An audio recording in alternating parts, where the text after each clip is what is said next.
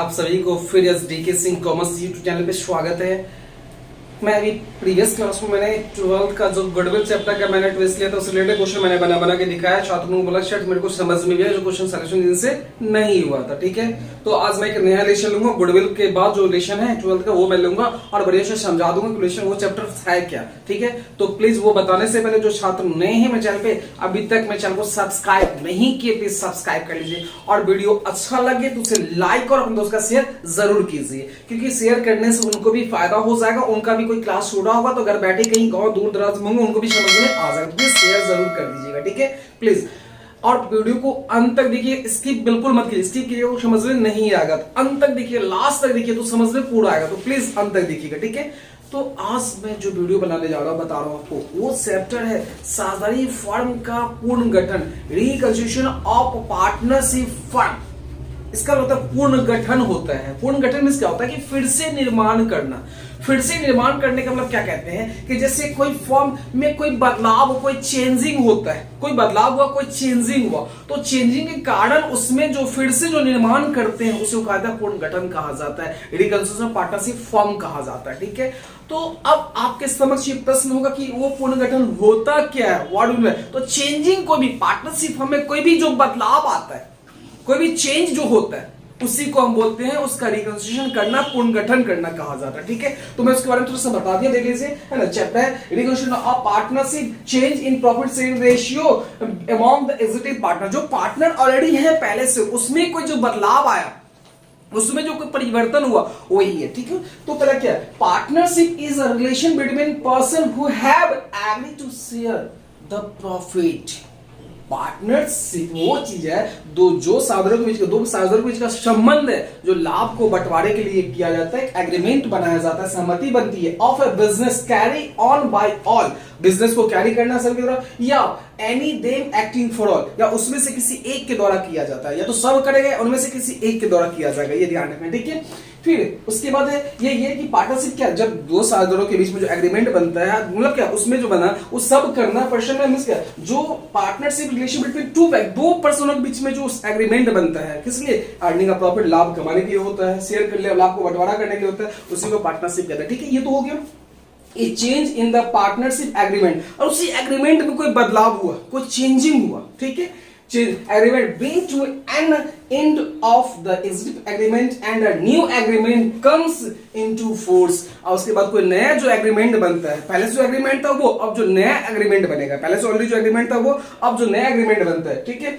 This new agreement change relationship among the member of the partnership firm. तो उसके बीच में बदलाव आ गया, जब ये चेंजिंग होगा तो सभी के बदलाव आ जाएगा, उसी को बोलते हैं when there is change in the relation without affecting the existence of the partnership firm, it is called reconstruction of the partnership। उसी को हम बोलते हैं क्या, साझेदारी फर्म का पूर्ण गठन करना। क्या करना बोलते हैं, साझेदारी फर्म का पूर्ण गठन। तो पूर्ण गठन फिर से जो निर्माण होता है उसकी स्थिति भी हो सकती है। उसमें सबसे पहले लाभ, कोई अगर पार्टनर मान लीजिए पहले से कुछ लाभ बांटने का कुछ रेशियो अलग होगा, अब बोल रहे कि नहीं हम लोग इस तरह रेशियो में लाभ बांटेंगे, तो पूर्ण गठन हो गया। कोई पार्टनर मान लीजिए कोई रिटायर कर रहा है तो भी पूर्ण गठन होगा, कोई एडमिशन होगा तो भी पूर्ण गठन होगा, कोई डेथ कर जाएगा तो भी पूर्ण गठन होगा। अब इसका पूर्ण गठन इसका होता है कोई भी बदलाव हो, कोई भी चेंजिंग हो, तो उसे हम कहते हैं साझेदारी फर्म का क्या करना, पूर्ण गठन करना। क्या करना बोलते हैं, पूर्ण गठन करना। तो मेनली क्या होता है, जब प्रॉफिट शेयरिंग रेशियो में कोई बदलाव होता है ना, कोई पार्टनर बोलता है कि पहले से मान लीजिए कि हम लोग जो है 3-2-1 ABC पार्टनर है,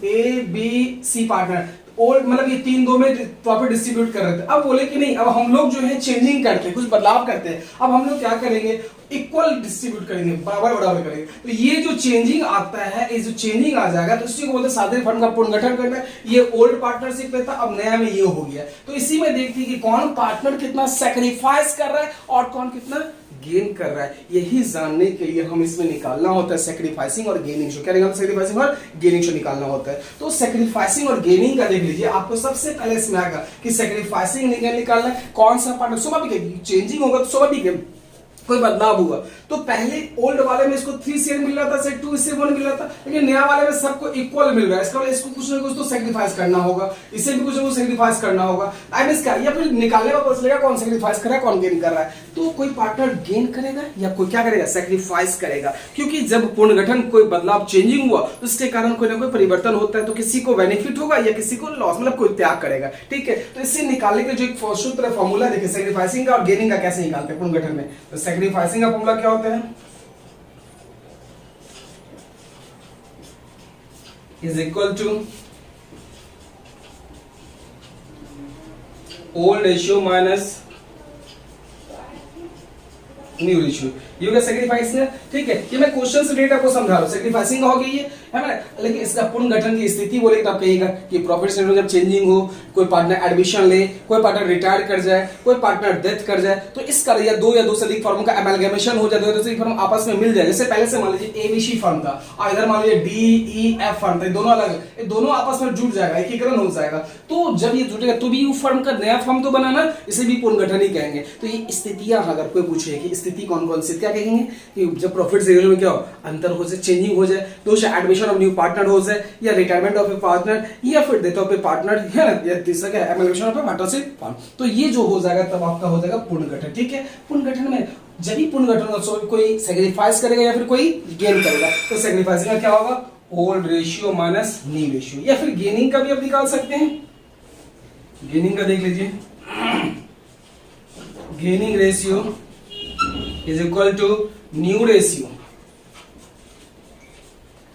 minus old ratio, new ratio minus old ratio, ये हो गया। ये गेनिंग का किसका फॉर्मूला हो गया, ये गेनिंग का हो गया। तो आपको ओल्ड सेक्रीफाइसिंग का भी पता है और गेनिंग का भी पता है, दोनों रेशियो का पता है। तो इसमें से दोनों से रिलेटेड आपको क्वेश्चन मिलेंगे, है ना। मैं आपका क्वेश्चन नेक्स्ट वीडियो में सॉल्यूशन करके भी दिखाऊंगा। आप लोग फिलहाल इसको नोट कर लो, अगर कोई भी प्रॉब्लम हो तो मुझे कमेंट करके जरूर कहिएगा। ठीक है, इसे आप नोट कर लो। ठीक है, या फिर स्क्रीनशॉट भी आप ले सकते हैं।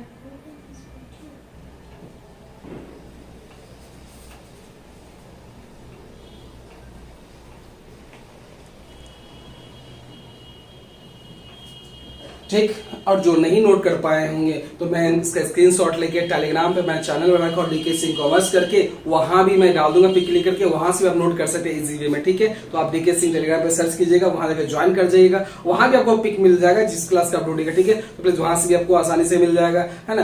तो आप लोग समझ में भी आओगा, फिर भी नहीं समझ तो कमेंट करके बताइएगा। नेक्स्ट वीडियो में आपको बताऊंगा सेक्रीफाइसिंग रेशियो कैसे निकलता है, क्वेश्चन प्रैक्टिकल लेके मैं सॉल्यूशन करके दिखाऊंगा, और गेनिंग रेशियो कैसे फाइंड आउट किया जाता है। तो प्लीज नेक्स्ट वीडियो भी जरूर देखिएगा, बहुत ही इंटरेस्टिंग है, समझ में आएगा आपको। ओके, तो आज के लिए बस इतना ही। Okay, thank you.